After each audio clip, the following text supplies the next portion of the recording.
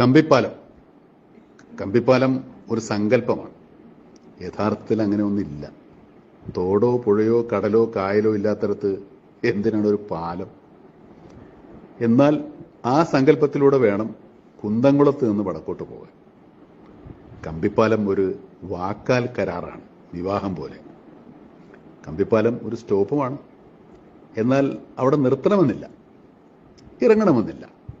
കവിക്കോ കഥാകൃത്തിനോ കല്യാണപ്പൊരുത്തുകാരനോ കന്നാലിക്കാരനോ അവിടെ നിന്ന് കയറാം, അവിടെ ഇറങ്ങാം, തുടരാം യാത്രകൾ. ഒരു കടങ്കഥയുമാണ് കമ്പിപ്പാലം.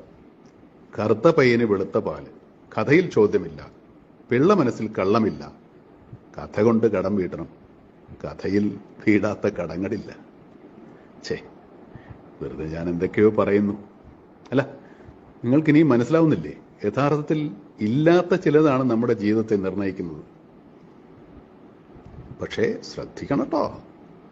പ്രഭാതത്തിലെ പത്രപാരായണത്തിനിടയിൽ കണക്കോ കവിതയോ എഴുതുന്നതിനിടയിൽ തെച്ചിക്കാട്ട് രാമചന്ദ്രനോ ഗുരുവായൂർ പത്മനാഭനോ തലയെടുപ്പെന്ന് ചിന്തിക്കുന്നതിനിടയിൽ എനിക്ക് നിന്നെ ഇഷ്ടമാണ് എന്ന് പറയുന്നതിനിടയിലൊക്കെ അത് സംഭവിച്ചേക്കാം.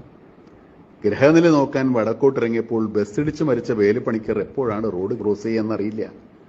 ഒരു തിരിവിലാണ് കമ്പിപ്പാലം, ഒരു വളവാണ്, ഒടിവാണ്, ഒടിവിദ്യയാണ്. അനാദിയാണ് കമ്പിപ്പാലം. തലയുമില്ല, വാലുമില്ല, കണ്ണുമില്ല, മൂക്കുമില്ല. ശരി, ഞാൻ വീണ്ടും എന്തൊക്കെയോ പറഞ്ഞു. നിങ്ങളിതൊന്നും കാര്യമാക്കണ്ട. തോടോ പുഴയോ ഇല്ലാത്തടത്ത് എങ്ങനെയാ ഒരു പാലം? ആകയാൽ അതൊരു സങ്കല്പമാണ്, കൽപ്പനയാണ്. എന്നാലും ഒരു കണ്ണു തുറന്നു വയ്ക്കണം, അരച്ചവി വട്ടം പിടിക്കണം. നമ്മുടെ ജീവിതം ഒരു സങ്കല്പമല്ലല്ലോ.